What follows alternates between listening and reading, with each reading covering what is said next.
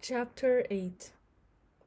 The campus was quiet as she had expected it to be. Not so many cars parked in the car park. The department buildings empty of students. Summer's room was on the top floor where a window looked straight up at the sky. She liked her room because of the sunlight that came from that window. She shared the room with Diane, one of Ray's PhD students. To Summer's surprise, the room was open, the lights were on, and Diane was hunched over some photocopied sheets, surrounded by her usual accessories of pens, Diet Coke, Yorkie bars, and a ham and pickle sandwich. I thought you would be away. It's nice to see you. Summer hung her coat up on the hook behind the door. What happened? Didn't you go home? Home for Diane was Leeds. I did, but I came back last night. She held her face in her hand, looking up at Summer. You look tired. Too many late nights, too many parties. Diane smiled, took off her glasses, sniffed, and put her head down on the desk. She had straight blonde hair, and it fell now and slipped over the pages on the desk. Without her glasses, she looked younger and less studious. Summer was conscious of how young Diane was, nearly 8 years her junior, and so independent in comparison to how Summer had been at that age. Independent and another source of culture shock that had mellowed over time. I bought my mom knickers for Christmas. Met him at the pub. Hardly anyone showed up for Ray's lecture this morning. There was a big piss up last night. I definitely don't want to have children. I am never going to get married. Diane repeated that last sentence often, something that she felt strongly about. Had Summer been back home and Diane one of her old friends, she would have replied, Are you mad? You want to live celibate all your life? And they both would have started laughing. Here she just said quietly to Diane, Maybe you'll change your mind and get married one day. Didn't you go anywhere? Diane now asked. No, but Summer felt that she had been away, far away to a place where she was content. She switched on the computer that was on her desk, pushed the button on the monitor, and the screen flickered. The computer began its memory check. I am going away early next month. I'm going to Cairo and then I'll go to Khartoum and bring my son back with me. Diane put on her glasses and looked at her with sleepy eyes. She yawned. So is it a problem getting your son in, immigration and all that? No, he was born here. So was I. Really? I didn't know that. Didn't I ever mention it? My father was studying here at the time. That's how I got a British passport. They've changed the law now. But back then, everyone who was born in Britain was eligible for a passport. So it's no problem about bringing my son. Diane looked disappointed, as if she had been expecting a hard luck story about the injustice of the Home Office. If it had not been for the passport, Summer would not have been here now. It was because coming back to live in Britain was feasible that she had got on the plane, after quarreling with her aunt, sold her gold bracelets for the one-way ticket. She had chosen Aberdeen for the tie with Tariq, and because she had worked temporarily for the university and there was a chance that they could give her work again. She had been lucky. There was a demand for translating Arabic into English, not much competition. Her fate was etched out by a law that gave her a British passport, a point in time when the demand for people to translate Arabic into English was bigger than the supply. No, she reminded herself, that is not the real truth. My fate is etched out by Allah Almighty, if and who I will marry, what I eat, the work I find, my health, the day I will die are as He alone wants them to be. To think otherwise was to slip down, to feel the world narrow and dreary and tight. She scrolled through her files, clicked with the mouse the one that she wanted. Diane was talking about the last time she saw Ray before she went to Leeds. Not in the best of moods. I wanted to get some papers from him, and he said, "You can find them in the library. I haven't got them, but I know he has them." Then all I got from him was a lecture on how the library does not close every single day of the holidays. Summer smiled as Diane groaned and put her head down on the desk. "And he gave me this." She waved in front of Summer a student essay with a yellow post-it note attached to it. Summer read Ray's handwriting on the little note. "Diane, 14 is far too generous for such a poorly referenced essay." Diane took the tutorials for one of Ray's undergraduate classes, and sometimes she had to mark the students' work. "How much does he want you to give it then?" said Summer. 11 at the most. Diane starting taking out her sandwich from its packaging. "Well, 11 is a pass, isn't it?" "I want to encourage her. 14 would give her the 14 would have encouraged her, but the bastard is just so finicky." "Maybe she could rewrite it." "She won't do that. She'll just take the 11. Diane dropped the essay back on the far corner of her desk and, eating her sandwich, bent her head down over her work. Summer was glad that Diane was back. She did not like being alone, and it always pleased her when Diane mentioned Ray. It was like when Yasmin talked about him, only that Diane was spontaneous and not suspicious. While Yasmin had recently begun to frown disapprovingly every time Summer asked her about Ray, snapping, "Are you expecting him to become a Muslim so he can marry you?"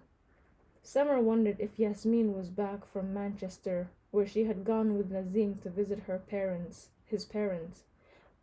Later, on her way home, she would go to Ray, see if he was back, pass the secretary's office, and see if Yasmin was also back.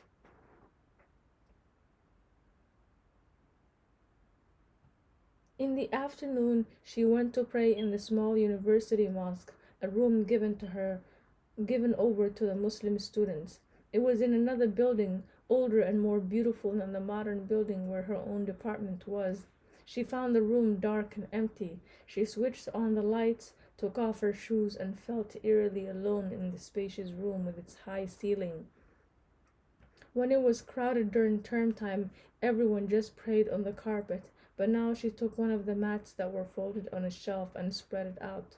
It was blue, plusher than the one she had at home, and with a picture of the Kaaba under a navy sky.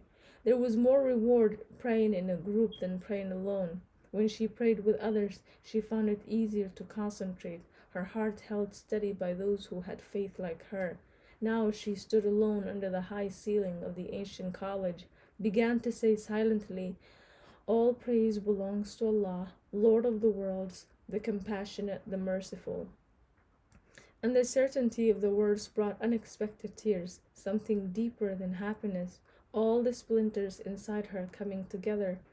When she finished praying, she looked at the notices on the notice board, the prayer timetable, the dates of meetings of the interfaith group, a talk on Jerusalem with a speaker coming up from St. Andrews. She walked back to her room through the wet gardens of the campus. Being outdoors in the fresh air was a break in the day. It was colder than it had been in the morning. On days when Diana was not in, Summer prayed in the room, locking the door from inside. She had an old shawl which she kept in the drawer of her desk and used as a prayer mat. It had seemed strange for her when she first came to live here, all that privacy that surrounded praying. She was used to seeing people pray on pavements and on grass. She was used to praying in the middle of parties, in places where others chatted, slept, or read. But she was aware now, after having lived in this city for many years, she could understand how surprised people would be were they to turn the corner of a building and find someone with their forehead, nose, and palms touching the ground. She wondered how Ray would feel if he ever saw her praying. Would he feel alienated from her, the difference between them accentuated, underlined, or would it seem to him something that was within reach, something that he himself would want to do?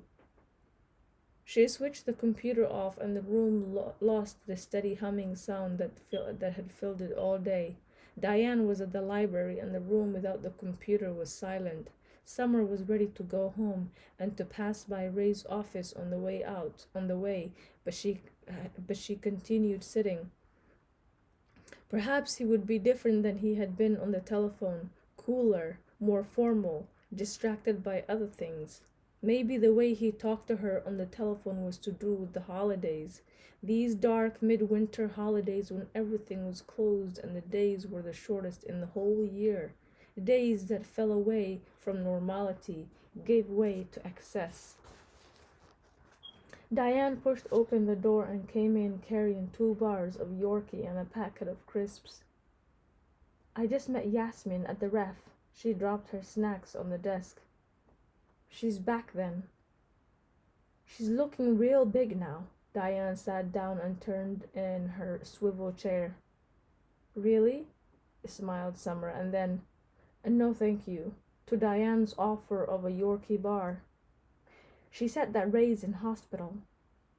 The pain came into a specific place, the top of her stomach. Why?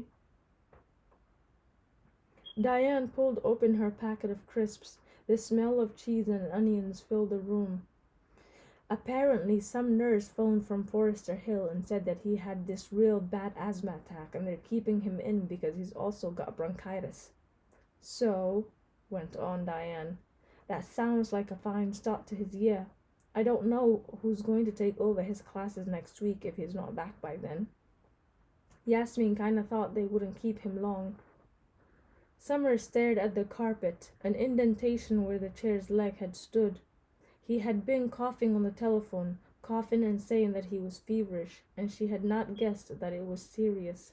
If Diane had not said, "That's a fine start to his new year," had not filled the room with the smell of cheese and onions, perhaps then it would not hurt so much, or there would not be anger mixed with the hurt.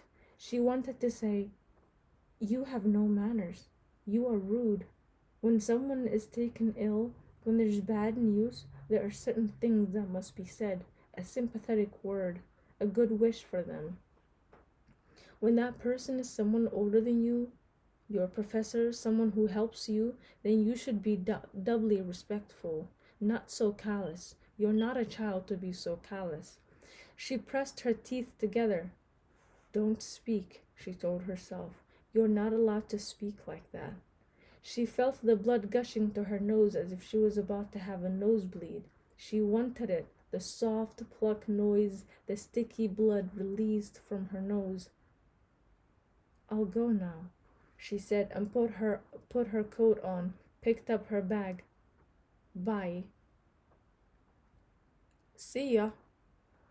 When she closed the door behind her, liquid dribbled from her nose, but it was clear as tears. Down the stairs, in the street, on the bus, she told herself that she was overreacting, that there was no need for this. He would be all right in a week or two. Bronchitis was not such a terrible thing. She shivered in the lit streets, in the bus that was too slow.